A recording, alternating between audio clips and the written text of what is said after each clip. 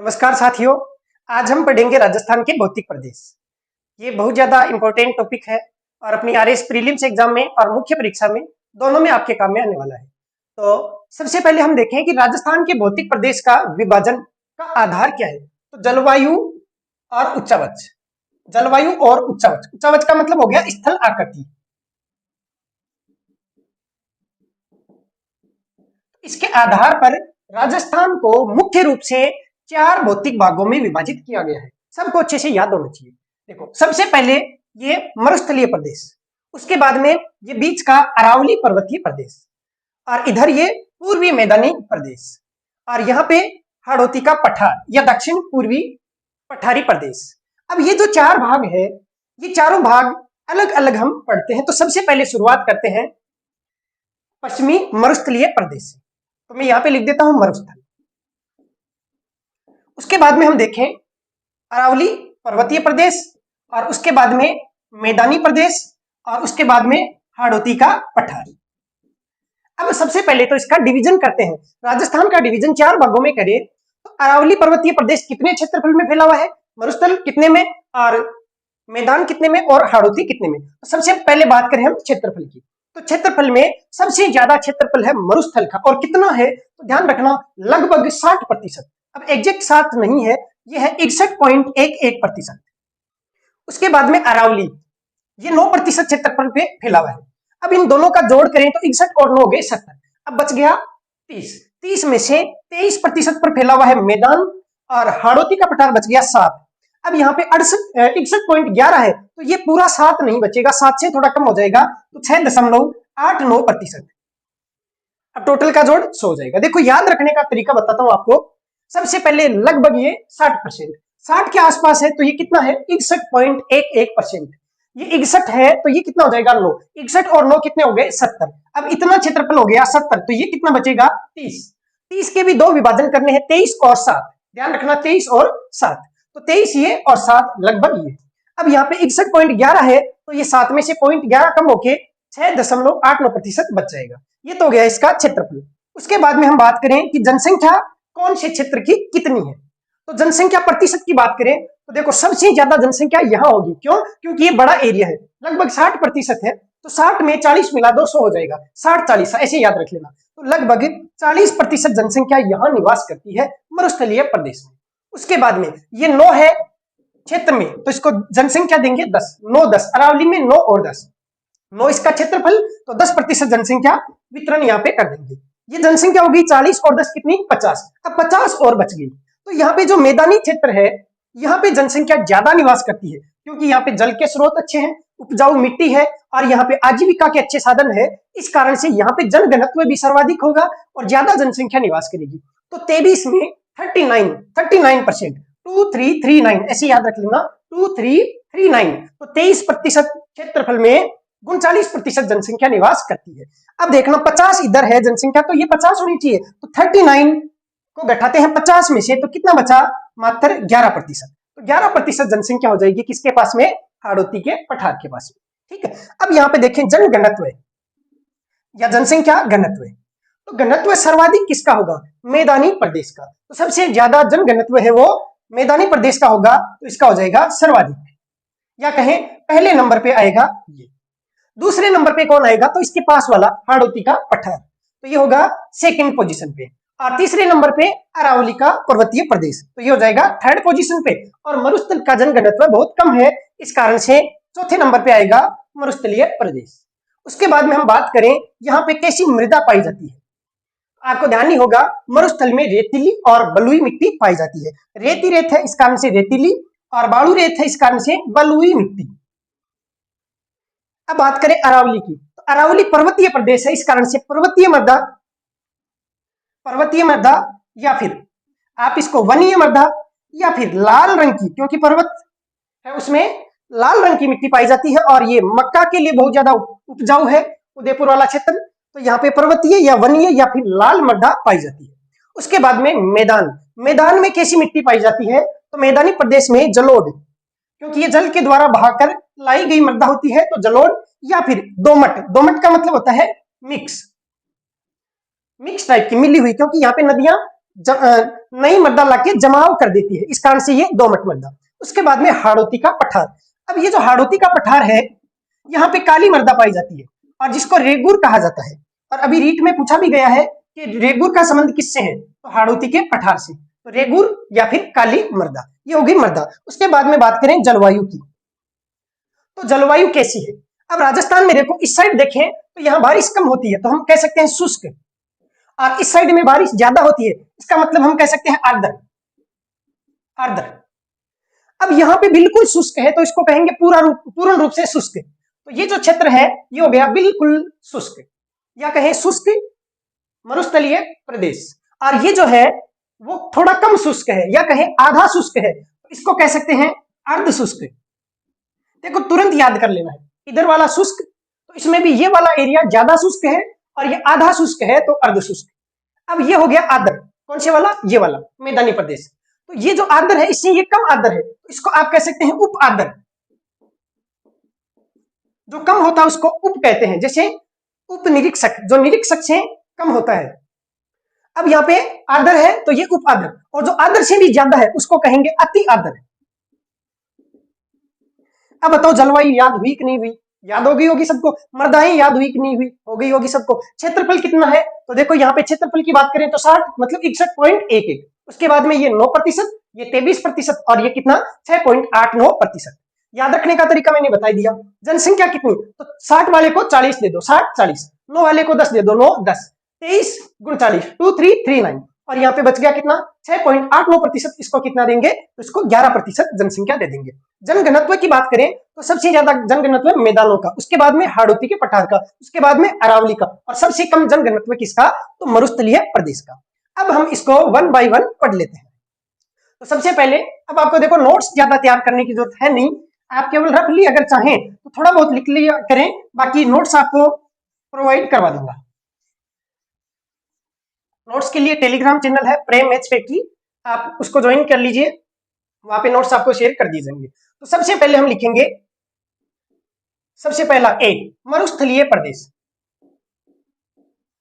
अब ये जो मरुस्थलीय प्रदेश है ये राजस्थान की कौन सी दिशा में है, तो हम ये कह सकते हैं कि ये उत्तरी राजस्थान, ये दक्षिणी, ये पूर्वी और ये पश्चिमी। तो ये उत्तरी और पश्चिमी क्षेत्र में फैला होने के कारण से इसको आप उत्तर पश्चिमी मरुस्थलीय प्रदेश कह सकते हैं। तो मरुस्थलीय प्रदेश, और इसमें भी कौन सा, उत्तर पश्चिमी मरुस्थलीय प्रदेश।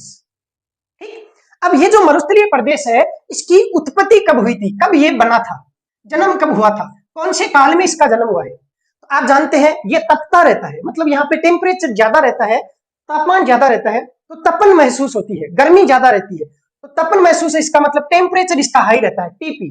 टेम्परेचर मतलब टीपी। तो टी का मतलब हो गया टर्शियरी, टर्शियरी, और पी का मतलब हो गया प्लिस्टोसिन। अब बताओ कभी भूलोगे क्या, तापमान कहां पे, मरुस्थल में, और मरुस्थल में तापमान को लिखेंगे टीपी से, टेम्परेचर। टी का मतलब टर्शियरी, पी का मतलब प्लिस्टोसिन। तो ये दो काल आपको याद रखने हैं, इन दोनों कालों का संबंध किससे है, मरुस्थलीय प्रदेश से। तो सवाल पूछा जा सकता है कि निम्न में से कौन से काल में उत्तर पश्चिमी मरुस्थलीय प्रदेश का निर्माण माना जाता है, तो टर्शियरी या फिर प्लिस्टोसिन।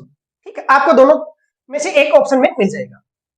उसके बाद में बात करें उत्पत्ति के बाद में इसका विस्तार कितना है, तो विस्तार की देखें तो ये जो मरुस्थल है ये ऐसे फैला हुआ है, इधर देखें तो गुजरात और इधर देखें तो पंजाब, तो ये गुजरात से लेके इधर पंजाब तक फैला हुआ है, लेकिन इसका ज्यादातर हिस्सा है वो राजस्थान में है। इधर पाकिस्तान में भी मरुस्थल है, लेकिन हमें केवल राजस्थान के हिसाब से देखें तो इसका विस्तार केवल राजस्थान की बात करें तो लंबाई में ज्यादा है, मतलब करीब 600 किलोमीटर। एग्जैक्ट फिगर की बात करें तो इसकी लंबाई है वो 640 किलोमीटर है, और चौड़ाई है वो इसकी लंबाई से लगभग आधी है। तो ये 600 तो इसका आधा हो गया 300, तो इसकी चौड़ाई है वो 300 किलोमीटर है लगभग। ये औसत चौड़ाई और औसत लंबाई होती है। उसके बाद में इसकी ऊंचाई की बात करें तो ऊंचाई का मतलब हो गया समुद्र तल से। तो समुद्र तल से इसकी ऊंचाई की बात करें तो देखो आप आगे पढ़ेंगे भी कि 300 मीटर से ज्यादा अगर हो जाता है तो वो फिर समतल नहीं रहता, फिर वो पहाड़ी वगैरह इनमें आ जाता है। तो इसकी अधिकतम जो ऊंचाई है वो 200 से लेके और 300 मीटर, कई जगह 200 मीटर समुद्र तल से और कई जगह 300 मीटर समुद्र तल से इसकी औसत ऊंचाई है। उत्पत्ति हो गई, विस्तार हो गया, उसके बाद में इसका ढाल देखते हैं कि इसका ढाल कौन सी साइड से कौन सी साइड में है। आप जानते होंगे मरुस्थल की एक प्रसिद्ध नदी है लूनी नदी, और ये जो लूनी नदी है वो यहां से निकलेगी नाग पहाड़ से। अजमेर में पड़ता है नाग पहाड़, यहां से निकल के नागौर में एंटर करेगी, उसके बाद में पाली, पाली से होते हुए फिर जोधपुर, फिर जालोर, आगे फिर निकल जाएगी जोधपुर, उसके बाद में बाड़मेर और जालोर की साइड में आगे चली जाएगी। तो इसका मतलब ये नदी इधर से इधर बह रही है, ऐसे इधर बह रही है ऐसे। तो ये दिशा कौन सी हुई? उत्तर पूर्व। तो उत्तर पूर्व से बह रही है और किधर? दक्षिण पश्चिम की ओर। तो ढाल हो गया उत्तर पूर्व से दक्षिण पश्चिम की ओर।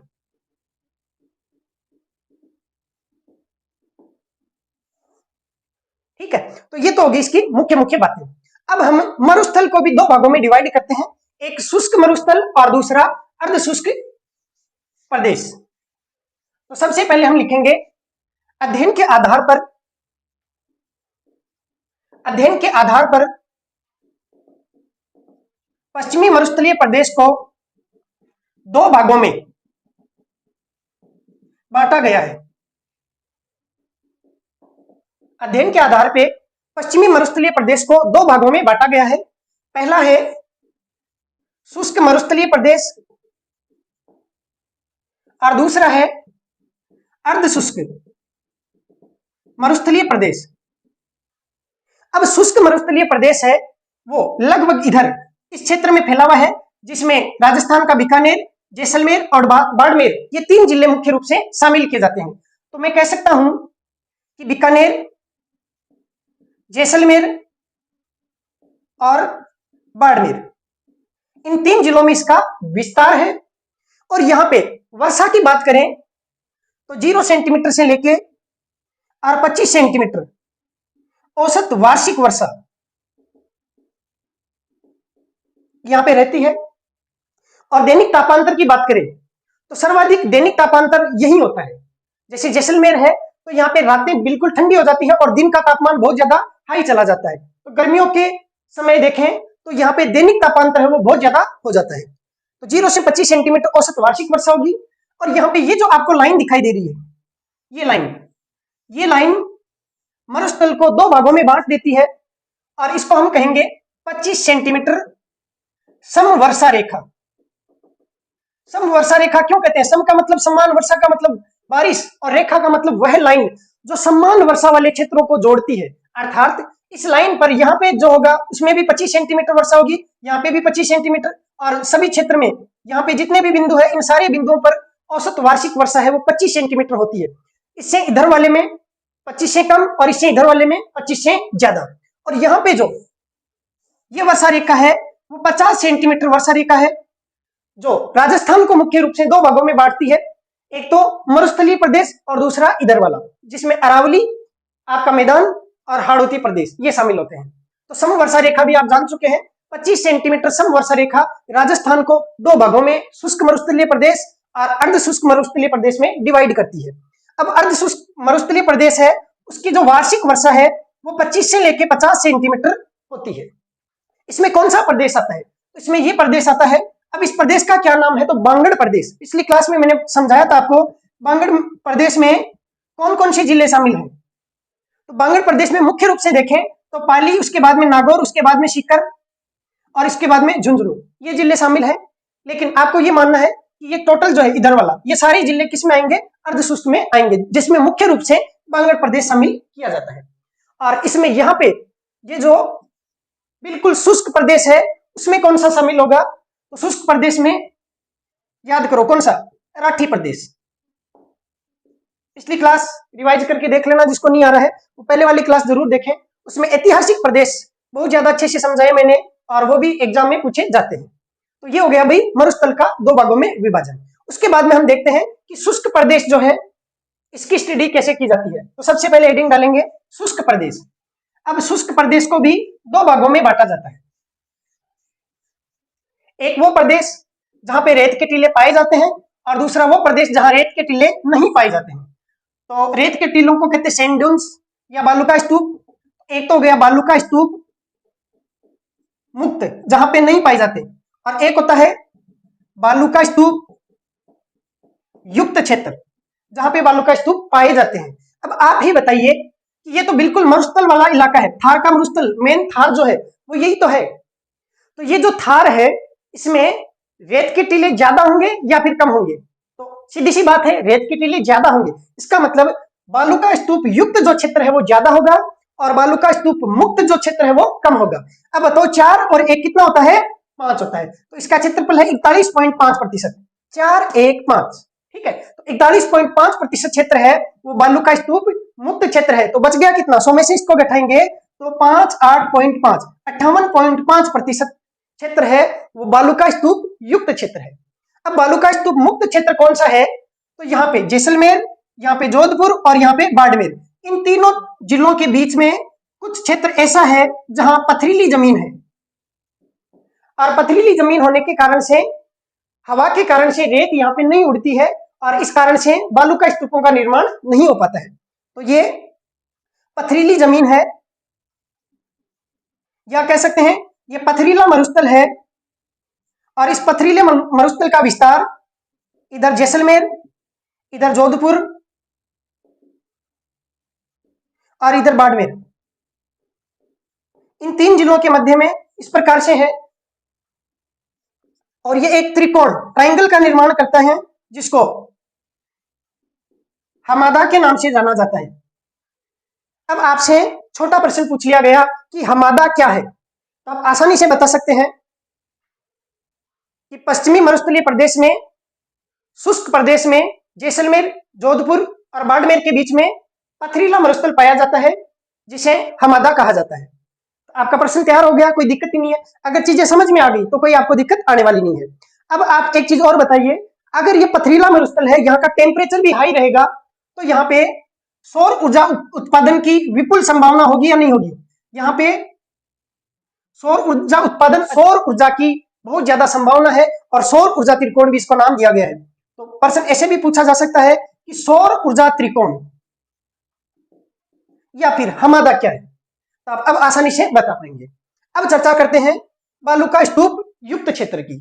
तो बालू का स्तूप युक्त क्षेत्र है वो 58.5% है। इसमें अलग अलग प्रकार के बालू का स्तूप पाए जाते हैं। अब हम 1 बाय 1 इनको पढ़ लेते हैं। अब सबसे पहले प्रकार का बालू का स्तूप देखते हैं, बरखान। सबसे पहला है बरखान। देखो नाम से ही स्पष्ट है, बरखा, बरखा का मतलब होता है बारिश। बारिश आसमान से होती है, आसमान में क्या होते हैं? चांद और तारे होते हैं। तो चांद शब्द याद रखना, चांद, इसका मतलब इसमें चंद्रमा, अर्ध चंद्रमा जैसी आकृति बनने वाली है, ऐसे आधा चांद बनेगा बरखान, ठीक है। तो ये कहाँ पे पाए जाते हैं, कैसे बनते हैं, ये सारी चीजें हम पढ़ने वाले हैं। तो मान लीजिए इधर से हवा चल रही है और हवा अपने साथ में मिट्टी को उड़ा के लाती है और मिट्टी का निक्षेपण इस प्रकार से करती है कि एक अर्धचंद्राकार आकृति का निर्माण होता है और इस अर्धचंद्राकार आकृति में ऐसे धीरे धीरे ढाल होती है, उसके बाद में तीव्र ढाल होती है। तो जिस साइड से हवा आ रही है या कहें हवा की दिशा की तरफ धीमी ढाल होती है और हवा की दिशा के विपरीत तीव्र ढाल होती है। आप ऐसे समझें कि मिट्टी जमते जमते ऐसे जम रही है, उसके बाद में मिट्टी आई यहाँ पे गिरी और उसके बाद में से इस साइड में तो होगा तीव्र स्लो ढाल और इस साइड में होगा तीव्र ढाल, या कह सकते हैं मंद ढलान और तीव्र ढलान। अब इसकी जो आकृति है वो ऐसे होगी, देखो इस प्रकार से। तो बरखान वे बालू का स्तूप जो हवा की दिशा की तरफ से धीमी ढलान वाले एवं हवा की विपरीत दिशा में कम ढलान वाले होते हैं और इनकी चौड़ाई, ये जो चौड़ाई है वो लगभग 100 से 200 मीटर के बीच होती है, न्यूनतम 100 मीटर, अधिकतम 200 मीटर। और इनकी जो ऊंचाई है, ऊंचाई का मतलब ये हाइट, ये जो इसकी चोटी है ये वाली, ये इसकी 10% के लगभग होती है। मतलब 100 का 10% 10 और 200 का 20, इसका मतलब इसकी ऊंचाई 10 से 20 मीटर के मध्य होती है। ये चौड़ाई हो गई, ये ऊंचाई हो गई और ये लंबाई कितनी भी हो सकती है, फिक्स नहीं है, कम भी हो सकती है, बहुत ज्यादा भी हो सकती है। तो ऐसे बालू का स्तूप जिसमें मिट्टी का निक्षेपण अर्धचंद्राकार आकृति के रूप में होता है, बरखान कहलाते हैं। अब ये कहां पे पाए जाएंगे, तो ध्यान रखना ये शेखावाटी क्षेत्र में पाए जाते हैं और शेखावाटी क्षेत्र में भी सर्वाधिक की बात करें तो यहाँ पे चूरू में, तो यहाँ पे लिख देता हूं मैं बरखान, यहाँ पे चूरू है और चूरू में बरखान बालू का स्तूप पाए जाते हैं। ठीक है, अब इस साइड का जो ढलान है वो कैसा होगा, आपको दिख रहा होगा, देखो ऐसे कुछ इस प्रकार का है। तो एक लेंस जो आपको इस प्रकार से दिखाई दे इधर से देखने पे, तो ये कहलाता है उत्तल लेंस, और एक लेंस जो इस साइड से देखने पे ऐसा दिखाई दे, इसको कहते हैं अवतल लेंस। इधर से देखें तो उत्तल पृष्ठ, हवा की दिशा की तरफ का पृष्ठ उत्तल पृष्ठ होता है, जबकि हवा की दिशा के विपरीत पृष्ठ अवतल पृष्ठ होता है। सर्वाधिक शेखावाटी में, और जिले का नाम पूछे तो चूरू में ये पाए जाते हैं। तो ये हो गए बरखान। दूसरे प्रकार के हैं अनुपृष्ठ बालू का स्तूप। देखो अनुप्रस्थ का मतलब क्या होता है, एक होता है अनुप्रस्थ और एक होता है अनुदैर्ध्य। मान लीजिए आप खाना खाते हैं और खीरा काकड़ी आप सलाद के रूप में यूज करते हैं, तो ये मान लीजिए खीरा ककड़ी है, अब आप इसको काटते हैं तो चाकू लेते हैं और चाकू से ऐसे काटते हैं, मतलब लंबाई है और लंबाई के बिल्कुल लंबवत, ये लंबाई है, लंबाई के लंबवत अगर आप काट लगाते हैं, इस प्रकार से टायर नुमा आकृति देखो बन के आ जाती है ऐसे। ठीक है, तो ये जो काट है वो अनुप्रस्थ काट कहलाता है। तो नाम से स्पष्ट है, अनुप्रस्थ का मतलब हो गया कि लंबाई के लंबवत, इसका मतलब ये हुआ कि हवा की दिशा के लंबवत अगर मिट्टी का जमाव हो रहा है, प्रस्थ बालू का स्तूप में हवा की दिशा के लंबवत मिट्टी का निक्षेपण, निक्षेपण का मतलब होता है जमाव होता है, तो ऐसी स्थिति में बनने वाले बालू का स्तूप अनुप्रस्थ बालू का स्तूप कहलाते हैं। इसमें देखो आकृति से बनेगी, ये हवा की दिशा है, और जो बालू का स्तूप बनेंगे वो इस प्रकार से बनेंगे, ये बालू का स्तूप बन गया, और फिर यहाँ पे मान लीजिए कोई दूसरा बालू का स्तूप बन गया, यहाँ पे तीसरा बालू का स्तूप बन गया, ऐसे। तो ये कहलाते हैं अनुप्रस्थ बालू का स्तूप। अब ये कहाँ पे पाए जाएंगे, सर्वाधिक कहाँ पे पाए जाएंगे, तो ध्यान रखना जोधपुर और बाड़मेर, यहाँ पे अनुप्रस्थ। आपको इसे नक्शे के साथ में याद रखना है ताकि समझ में आ जाए। बरखान चूरू में, अनुप्रस्थ एक तो जोधपुर में और एक बाड़मेर में। उसके बाद में अनुप्रस्थ आया है तो अनुदैर्ध्य भी आएगा। तो तीसरा टाइप का देख लेते हैं अनुदैर्ध्य। तीसरा प्रकार है अनुदैर्ध्य। अनुदैर्ध्य का मतलब होता है जैसे खीरा काकड़ी आप लाए, आप डायरेक्ट नहीं काटते हैं, पहले आप इसको छिलते हैं। तो मान लीजिए ये खीरा ककड़ी है, अब आप इसको चाकू से छीलते हैं, ऊपर से ऊपर से इसकी परत को हटाते हैं, ऐसे अगर आप कट करते हैं तो ये कहलाता है अनुदैर्ध्य काट, लंबाई के समांतर। तो इसको आप रेखीय भी कह सकते हैं, अनुदैर्ध्य या रेखीय बालू का स्तूप। इसमें बनने वाले बालू का स्तूप हवा की दिशा के समांतर बनेंगे, मतलब ऐसे कोई बालू का स्तूप बन गया और फिर यहां पे कोई और बालू का स्तूप बन गया और हवा ऐसे इनके समांतर गुजर रही है, ये तीसरा बालू का स्तूप बन गया। अब ऐसे बालू का स्तूप कहां पे पाए जाते हैं, तो ये समांतर वाले इनके पास में ही यहां पे पाए जाते हैं, जैसलमेर में। और जैसलमेर में कौन से वाले, तो अनुदैर्ध्य, या इनको रेखीय बालू का स्तूप भी कहते हैं। अगले प्रकार का बालू का स्तूप देखते हैं तारानुमा। अब तारानुमा इसका मतलब तारे जैसी आकृति बनेगी। अब तारा बनाने के लिए आप समझ सकते हैं, देखो इस प्रकार की आकृति तारेनुमा आकृति होती है। अब इसमें कम से कम, जैसे अपन नॉर्मली बनाए तो एक त्रिभुज बनाने के लिए, तारा नॉर्मल तारा बनाने के लिए त्रिभुज बनाना पड़ेगा। इसका निर्माण कैसे हो सकता है, स्टार कैसे बन सकता है, तो कभी तो हवा इधर से चली, तो मान लीजिए ऐसे कोई बालू का स्तूप बन गया, उसके बाद में हवा मुड़ गई, ऐसे कोई बालू का स्तूप बन गया, तो हवा की दिशा लगातार बदलते रहने से तारेनुमा बालू का स्तूप का निर्माण होता है। तो इसमें लिखेंगे कि हवा की दिशा लगातार बदलते रहने से तारानुमा आकृति का निर्माण होता है, और ऐसे बालू का स्तूपों को तारानुमा बालू का स्तूप कहते हैं। इनमें कम से कम या न्यूनतम, कम से कम या न्यूनतम, कम से कम या फिर न्यूनतम 3 भुजाएं होना आवश्यक है, 3 भुजाएं होना आवश्यक है। मतलब 3 भुजाएं बन जाती है कम से कम, और 3 से ज्यादा भी भुजाएं बन जाती है।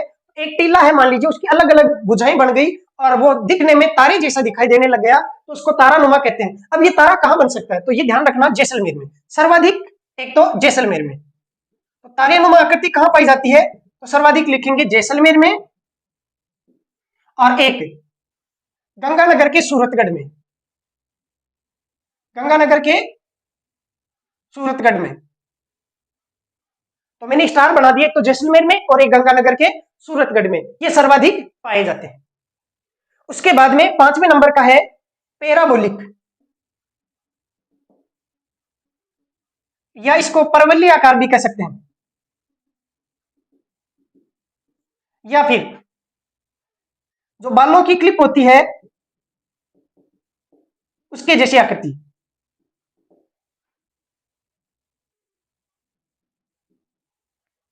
ठीक है, तो पैराबोलिक या परवलयाकार या बालों की क्लिप नुमा टीले, तो इनकी आकृति देखो ऐसे होती है, बालों की क्लिप जैसी। तो इधर से हवा आती है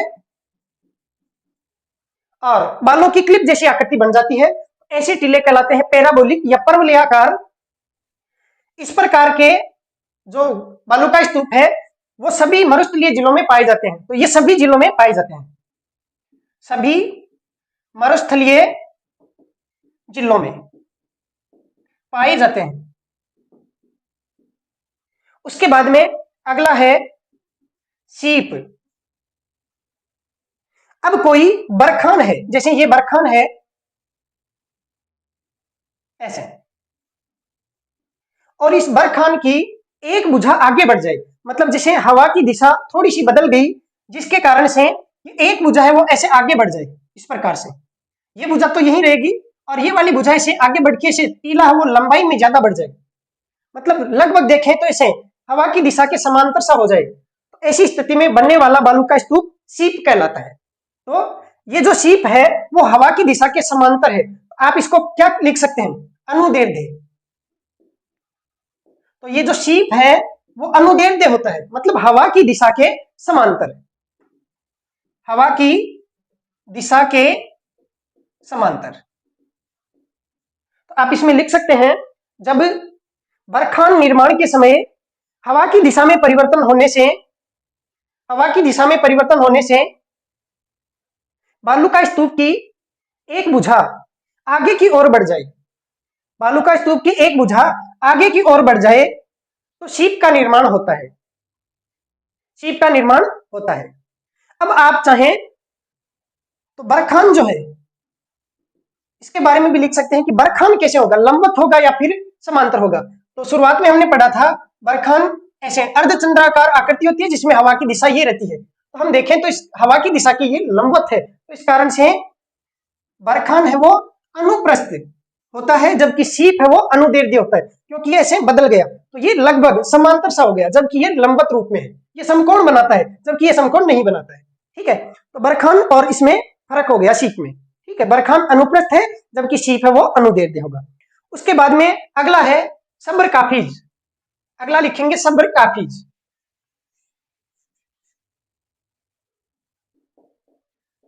सब्र काफिज या काफिस भी लिख सकते हैं इसको, सब्र काफिज या सब्र काफिस इंग्लिश का नाम है। तो मान लीजिए कोई झाड़ी है या छोटी मोटी वनस्पति है, तो हवा के कारण से इसके आसपास, मतलब इसमें आप लिख सकते हैं कि मरुस्थल में छोटी झाड़ियों व वनस्पति के आसपास मिट्टी के निक्षेप के कारण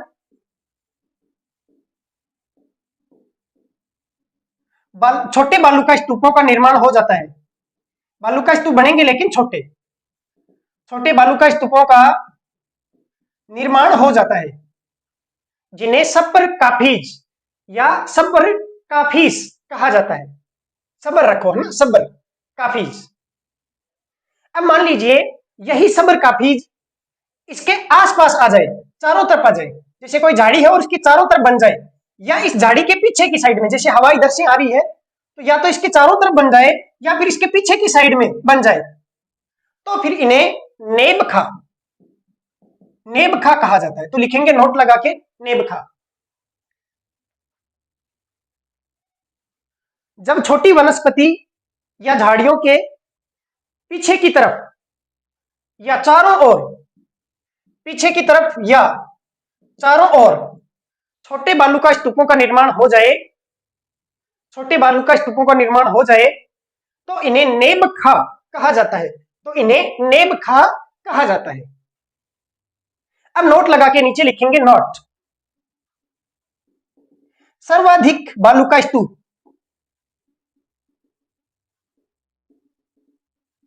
जैसलमेर जिले में पाए जाते हैं सबसे ज्यादा, क्योंकि बड़ा क्षेत्र है। तो सर्वाधिक बालू का स्तूप संख्या में सर्वाधिक बालू का स्तूप जैसलमेर जिले में पाए जाते हैं। जबकि सभी प्रकार के, मतलब वेराइटी चाहिए, जैसे आपको सब प्रकार के, सारे प्रकार के बालू का स्तूप चाहिए, तो सभी प्रकार के कहाँ मिलेंगे? मार्केट में मिलेंगे, बड़ी मार्केट में। तो मरुस्थल में बड़ा मार्केट कहाँ है? जोधपुर में है। तो आप लिखेंगे सभी प्रकार के बालू का स्तूप जोधपुर जिले में पाए जाते हैं। सभी प्रकार के बालू का स्तूप जोधपुर जिले में पाए जाते हैं। आज की क्लास में हमने इतना पढ़ लिया, मतलब शुष्क मरुस्थलीय प्रदेश पढ़ लिया। अगली क्लास में बचा हुआ इतना पढ़ेंगे, मतलब अर्ध शुष्क मरुस्थलीय प्रदेश पढ़ने वाले हैं। तो कंटिन्यू क्लासें देखा करें। धन्यवाद।